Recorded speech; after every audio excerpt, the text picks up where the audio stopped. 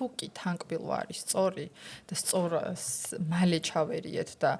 ზრდის პროცესში ზღბების ზომა შევცვალეთ, ეს ასევე აისახება მაგალითად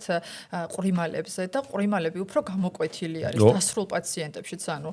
ჩვენ ვიღებთ ხოლმე სურათებს და ვნახულობთ, რომ ორთოდონტიული მკურნალობის შემდეგ ეს შუა მესამედი თუ იყოს შებრტყელებული, შემდეგ ფორმებს იცვლის და თითქოს აი სურათს უყურებ და ვერ ხვდები რა არის სხვაობა, მაგრამ თუ დააკვირდები, იქ ყვრიმალებს აქვს შეცვლილი ფორმა, ტუჩის კუთხე არის აწოლი და აი სახის ნაკვთები ძალიან იცვლება. Anti-age orthodontics ეს არის აი როგორც ფუნქციური ორთოდონტია, იმიტომ რომ აი ჩემ პაციენტებს მე ყოველთვის ვეუბნები ხოლმე, რომ ლამაზი ღიმილი ყოველთვის არ ნიშნავს ფუნქციურ თანკბილვას და ფუნქციური თანკბილვა